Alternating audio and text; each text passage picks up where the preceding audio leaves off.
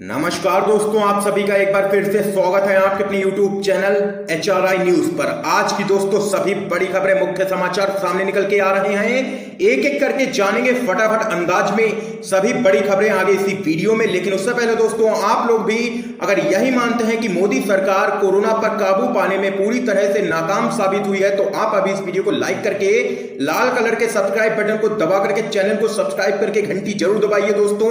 तो आइए आज की सभी बड़ी खबरें जान लेते हैं। पहली और बड़ी खबर सामने निकल के आ रही है मध्य प्रदेश से। कांग्रेस की सरकार गिराने को लेकर के बीजेपी केंद्रीय नेतृत्व से मिला था आदेश। शिवराज सिंह चौहान का ऑडियो हुआ जबरदस्त तरीके से वायरल।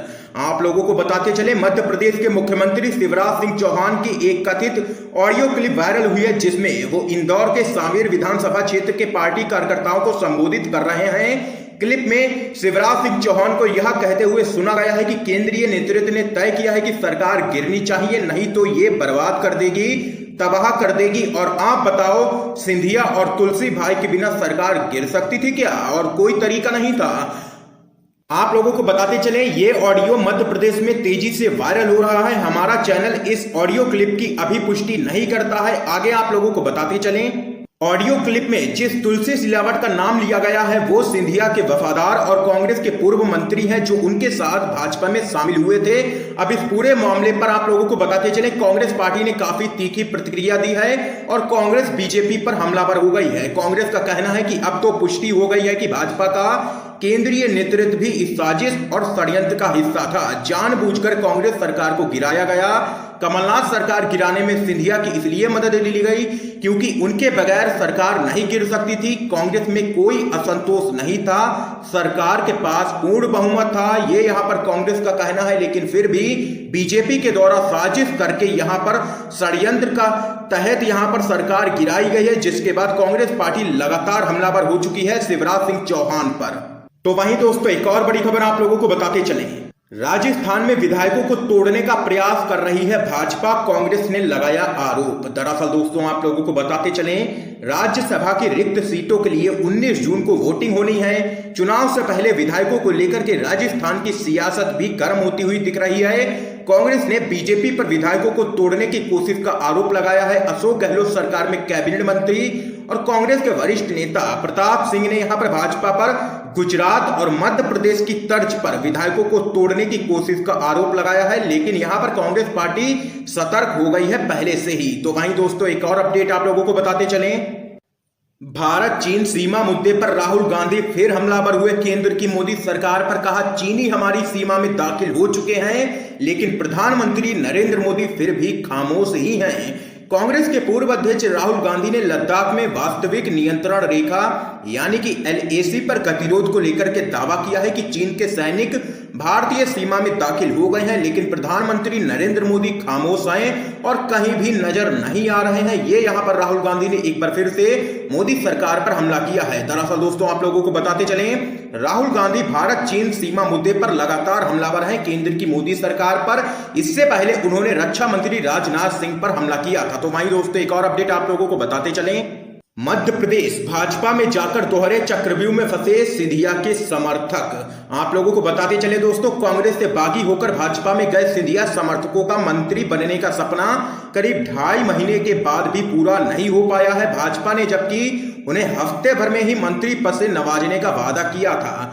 पहले प्रदेश में बेकाबू हुए कोरोना संकट और अब राज्यसभा चुनाव ने सिंधिया समर्थकों की इस बेसब्री को और भी बढ़ा दिया है। सिंधिया समर्थक विधायक भाजपा में जाकर दोहरे चक्रव्यूह में फंसते हुए नजर आ रहे हैं। एक तो कांग्रेस से बागी होकर महाराज के साथ भाजपा में जाने का उन्हें अब तक इनाम नहीं मिला है, तो वहीं दूसरी तरफ उपचुनाव में फिर से जनता का सामना करने की उनकी हिम्मत भी टूट चुकी है। सूत्रों के मुताबिक कई सिंधिया समर्थक खुद अपनी जीत को लेकर के आश्वस्त नहीं हैं। उनका मानना है कि वो ये चुनाव हार जाएंगे। सिंधिया समर्थकों के सामने चुनौती केवल कांग्रेस से नहीं है, बल्कि 1.5 साल पहले जिन भाजपा विधायकों को हराकर वो विधानसभा पहुंचे थे, वो भी इन्हें टिकट दिए जाने को आसानी से पचा नहीं पा रहे हैं। हारे हुए ऐसे भाजपा उम्मीदवारों ने अभी से ही अपने तेवर दिखाने शुरू कर दिए हैं, जो कि यहां पर भाजपा की मुश्किलें बढ़ा सकते हैं।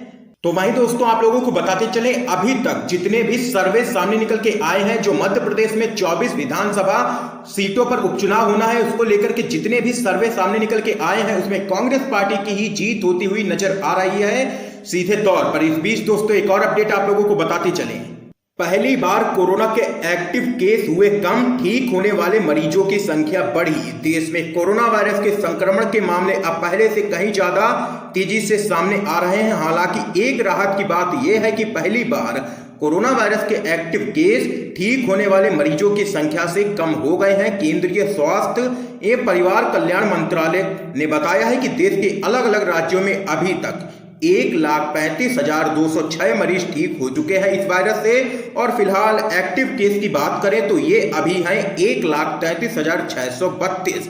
इस बीच दोस्तों एक और अपडेट आप लोगों को बताते चलें, एक बड़ी खबर सामने आ रही है। सीबीएसई बोर्ड एग्जाम के फैसले के खिलाफ सुप्रीम कोर्ट में याचिका हुई है दायर, परीक्षाएं रद्द करने की गई है मांग। केंद्रीय माध्यमिक शिक्षा बोर्ड यानी कि सीबीएसई की जुलाई में होने वाली 10वीं और 12वीं की बची हुई परीक्षाओं को लेकर के एक बड़ी खबर सामने निकल के आई है। सीबीएसई बोर्ड द्वारा इन परीक्षाओं को आयोजित करने को लेकर के जारी किए गए नोटिफिकेशन के खिलाफ सुप्रीम कोर्ट में याचिका दायर की गई है। याचिका में मांग की गई है कि जुलाई में प्रस्तावित सीबीएसई की 10वीं और 12वीं की बची हुई परीक्षाओं को रद्द कर इंटरनल असेसमेंट के आधार पर स्टूडेंट्स का रिजल्ट घोषित किया जाए। ये यहां पर सुप्रीम कोर्ट में याचिका दायर की गई है और मांग की गई है याचिका में। इस बीच दोस्तों एक और जानकारी आप लोगों को बताते चलें, राज्यसभा चुनाव को लेकर के सतर्क हुई कांग्रेस पार्टी, सीएम अशोक गहलोत ने खुद संभाली कमान। आप लोगों को बताते चलें, राज्यसभा चुनाव से पहले गुजरात में कांग्रेसी विधायकों के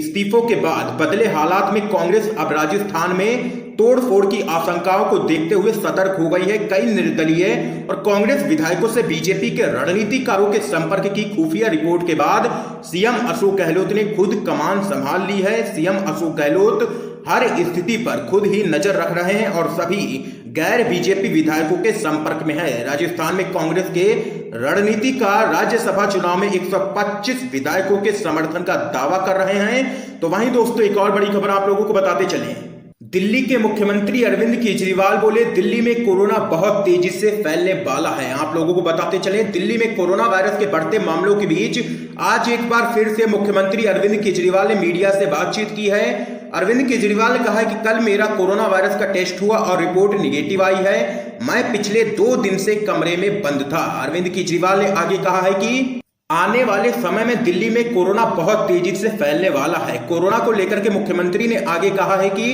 इस लड़ाई को अब जन आंदोलन बनाना ही होगा, मास्क पहनना होगा, हाथ धोने होंगे और सोशल डिस्टेंसिंग करनी ही होगी। खुद भी ये पालन करना है और दूसरे से भी करवाना है। हमारी सरकार ने फैसला लिया था कि दिल्ली में सिर्फ दिल्ली के ही लोगों का इलाज होगा, लेकिन अब उपराज्यपाल और केंद्र सरकार के फैसले को लागू किया जाएगा। इस पर कोई भी लड़ाई नहीं की जाएगी। ये यहां पर दिल्ली के मुख्यमंत्री अरविंद केजरीवाल ने कहा है। तो वहीं दोस्तों एक और बड़ी खबर आप लोगों को बताते चलें, जब बंगाल कोरोना और तूफान से लड़ रहा है तब अमित शाह वोट के भूखे हैं और चुनावी रैली कर रहे हैं। ये यहां पर टीएमसी ने जोरदार हमला किया है। केंद्रीय गृह मंत्री अमित शाह ने पश्चिम बंगाल के लिए डिजिटल रैली की। इस दौरान उन्होंने राज्य की ममता बनर्जी सरकार पर हमला किया। अमित शाह ने कहा कि उनकी पार्टी बंगाल की संस्कृति को पुनर्जीवित करेगी। अमित शाह के भाषण पर अब टीएमसी ने जोरदार हमला किया है। तृणमूल कांग्रेस के शीर्ष नेता और बंगाल के मंत्री पार्थ चटर्जी ने कहा है कि अमित शाह की प्राथमिकताएं तब स्पष्ट हैं जब राज्य महामारी और प्राकृतिक आपदा से जूझ रहा है। बंगाल इस आदमी का चेहरा याद रखे जो सिर्फ तुम्हारे वोटों का भूखा है और कुछ भी नहीं।